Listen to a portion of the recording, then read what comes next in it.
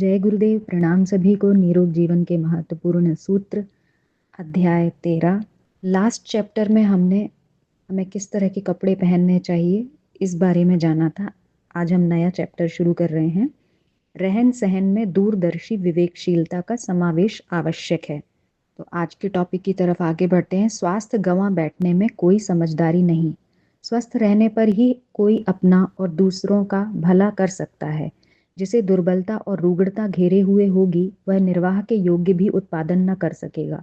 दूसरों पर आश्रित रहेगा। परावलंबन एक प्रकार से अपमानजनक स्थिति है। भारभूत होकर जीने वाले न कहीं सम्मान पाते हैं और न किसी की सहायता कर सकने में समर्थ होते हैं।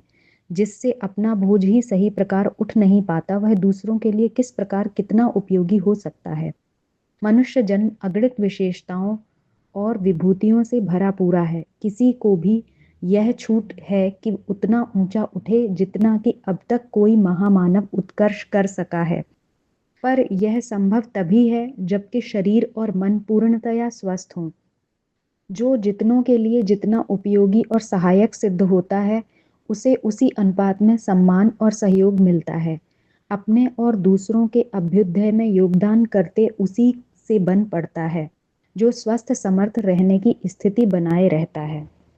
अपंग अविकसित तो असहाय दीन दरिद्र दिखते ही हैं, पर साथ ही इस पंक्ति में वे लोग भी सम्मिलित होते हैं जो दुर्बलता या रुग्णता से ग्रस्त हैं। इसलिए अनेक दुखद दुर्भाग्यों और अभिशापों में प्रथम अस्वस्थता को ही माना गया है। प्रयत्न यह होना चाहिए कि वैसी स्थिति उत्पन्न न होने पाए। यदि किसी कारण इस चपेट में आना भी पड़े तो वह दुर्दिन अधिक समय ठहरने न पाए। सच्चे अर्थों में जीवन उतने ही समय का माना जाता है जितना कि स्वस्थता पूर्वक जिया जा सके। कुछ अपवादों को छोड़कर अस्वस्थता अपना निज का उपार्जन है। भले ही वह अनजाने में भ्रमवश या दूसरों की देखा देखी उसे न्योता बुलाया गया हो। सृष्टि के सभी प्राणी जीवन भर निरोग रहते हैं। मरण काल आने पर जाना तो सभी को पड़ता है। यह नियति की व्यवस्था है, इसमें किसी का चारा नहीं। पर निरोग रहना हर जीवधारी का जन्म सिद्ध अधिकार है। जिन प्राणियों को किसी के बंधनों में बंधे रहने की व्यवस्था नहीं होती है वे सभी जन्म से लेकर मरण पर्यंत निरोग रहते हैं। स्वच्छंद जीवन जीने वाले पशु पक्षियों में कभी किसी को बीमार नहीं पाया जाता। कोई दुर्घटनाग्रस्त हो जाए तो दूसरी बात है। मनुष्य की उच्छृंखल आदत ही उसे बीमार बनाती है। जीव का चटोरापन अतिशय मात्रा में अखाद्य खाने के लिए बाधित करती रहती है। जितना भार उठ नहीं सकता उतना लादने पर किसी का भी कचूमर निकल सकता है। पेट पर अपच भी इसी कारण चढ़ दौड़ता है। बिना पचा सड़ता है और सड़न रक्त प्रवाह में मिल जाने से जहां भी अवसर मिलता है रोग का लक्षण उभर पड़ता है। कामुकता की कुटेव जीवनी शक्ति का बुरी तरह क्षरण करती है और मस्तिष्क की तीक्ष्णता का हरण कर लेती है। अस्वस्थता, पूरी नींद न लेना, कड़े परिश्रम से जी चुराना, नशेबाजी जैसे कुटेव भी स्वास्थ्य को जर्जर बनाने का निमित्त कारण बनते हैं। खुली हवा और रोशनी से बचना, घुटन भरे वातावरण में रहना भी रुग्णता का एक बड़ा कारण है। भय या आक्रोश जैसे उतार चढ़ाव भरे ज्वार भाटे भी मनोविकार बनते और व्यक्ति को सनकी, कमजोर एवं बीमार बनाकर रहते हैं। हंसती हंसाती जिंदगी जीने वाले प्रायः स्वस्थ ही रहते हैं और लंबी जिंदगी जीते हैं। अपने ऊपर औचित्य का अंकुश लगाए रहा जाए तो दुर्बल पड़ने या बीमार रहने का अवसर ही न आए। उच्च श्रृंखलता, सर्वत्र अराजकता स्तर की अवस्था को जन्म देती है। इसी कुमार्ग पर चलने वाले ही रोगग्रस्त बनते या रहते देखे गए हैं।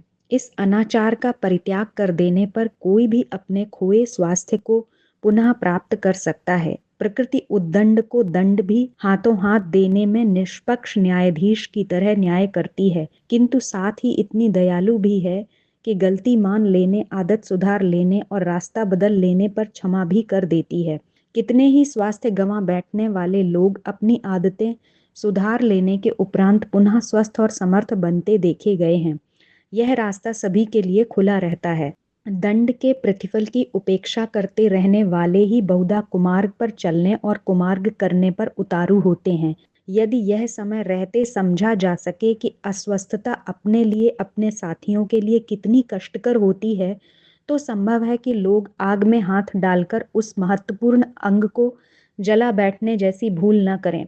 दुर्बल शरीर इतना परिश्रम पुरुषार्थ भी नहीं कर सकता कि निर्वाह की आवश्यकताओं को अपने बलबूते कमा सके। बीमारी का कष्ट चाबुक से पिटने या हथौड़े से कुटने के समान कष्टकर होता है। परिचर्या में जिन साथियों को लगना पड़ता है उनका समय नष्ट होता है। इलाज का खर्च भी कम महंगा नहीं पड़ता। घर में पूर्व संचय न होने पर कर्ज लेने से लेकर कपड़े बेचने तक की नौबत आ जाती है। कितनों को ही खर्चीला उपचार न करा पाने पर अकाल मृत्यु का ग्रास बनना पड़ता है। सहानुभूति का शिष्टाचार तो स्वजन संबंधी निभाते ही हैं, पर मन से उन्हें भी रोगी भारभूत लगता और अच्छा न हो सके तो बुरा हो जाने की कामना सदा मन ही मन करने लगते हैं। स्वयं को भी ऐसे जीवन में कोई रस नहीं रह जाता। ज्यों-ज्यों करके ही मौत के दिन पूरे करने पड़ते हैं। प्रगति की बात तो सोचते भी नहीं बनती। जब जीवित लाश की तरह जिंदगी ढोई जा रही हो, तो फिर अभ्युदय की योजना किस बलबूते बने? उज्जवल भविष्य के सपने देखते हो तो किस आधार पर देखे जाएं? यह सब दुखद संभावनाएं मात्र एक ही कारण से अवरोध बनकर खड़ी होती हैं कि शरीर के साथ मन भी स्वस्थ रहने लगता है। दोनों एक साथ जुड़े जो हैं। मन को 11वीं इंद्रिय कहा गया है। जिस प्रकार बीमार व्यक्ति की सभी इंद्रियां असमर्थता अनुभव करती हैं, उसी प्रकार शारीरिक अस्वस्थता की स्थिति में मन भी अस्वस्थ, अस्तव्यस्त एवं विकृत होने लगता है। बीमारों में प्रायः चिड़चिड़ापन देखा जाता है। आक्रमण करने की स्थिति में भी तो नहीं होते, अपना क्रोध, आवेश, खिन्न, उद्विग्न रहकर ही व्यक्त करते हैं। शरीर और मन के सहयोग से ही हमारे समस्त क्रियाकलाप सही रूप से चल सकने की स्थिति में रहते हैं। शरीर गड़बड़ाता है तो मन को भी अपनी चपेट में ले लेता है। चिंतन गड़बड़ाने लगता है। फलतः रोगी व्यक्ति किसी प्रकार शांत बने रहने की स्थिति में भी नहीं रहता। दूसरों के सत्परामर्श न उसे सुहाते हैं और न अपना मानसिक स्तर इस योग्य रहता है कि किसी को कोई उपयुक्त एवं व्यवहारिक परामर्श दे सके। यह दोहरी हानि है।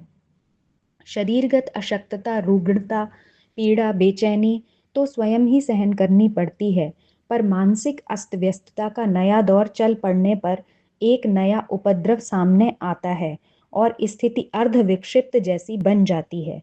शरीर रोगी मानसिक रोगी और रहने लगता है। इसके कारण उन्हें दोहरा दबाव सहना पड़ता है। सही चिंतन के अभाव में इर्द गिर्द के व्यक्ति और वातावरण पर भी सारे दोष थोपने का प्रवाह चलता है।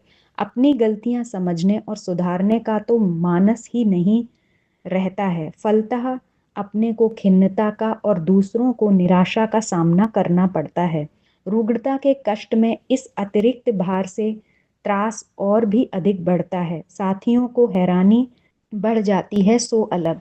पीड़ित स्थिति में कुछ महत्वपूर्ण कार्य एवं उपार्जन तो बन नहीं पड़ता, साथ ही चिकित्सा, पथ्य आदि का अतिरिक्त व्यय भार और बढ़ जाने पर सामान्य स्तर के लोगों के सामने आर्थिक कठिनाई भी दिन दिन बढ़ती जाती है। जमा पूंजी चुक जाने पर चिकित्सा के अतिरिक्त पारिवारिक निर्वाह में भी अड़चन खड़ी हो जाती है। इससे न केवल रोगी वरन उसका परिवार परिकर भी एक नई विपत्ति में फंस जाता है। सहानुभूति दिखाने वाले, पूछताछ करने वाले आते हैं तो उनका अतिथि सत्कार भी करना पड़ता है। इस महंगाई के दिनों में वह भी कम वजन नहीं डालता। बीमारी से छुटकारा पाने के बाद भी इतनी शक्ति बहुत दिनों में आ पाती है कि परिश्रम पूर्वक उपार्जन करके पहले की तरह फिर अपना साधारण जीवन क्रम चलाया जा सके। बीमारी के दिनों में हुई आर्थिक क्षति एवं अस्तव्यस्तता के कारण उत्पन्न हुई गड़बड़ियों की क्षतिपूर्ति की जा सके।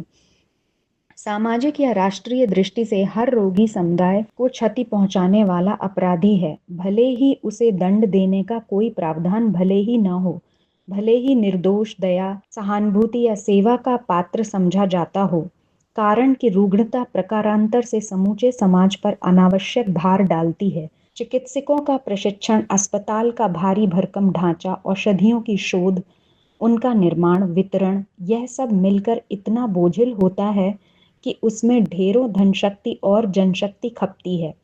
यदि इसे सरकार जुटाती है तो भी उसे उसका संतुलन जनता पर टैक्स लगाकर ही पूरा करना पड़ता है। यह राशि यदि बच सकी होती तो शिक्षा संवर्धन, उद्योगों के संवर्धन जैसे उपयोगी कामों में लगती और सार्वजनिक प्रगति में सहायक होती।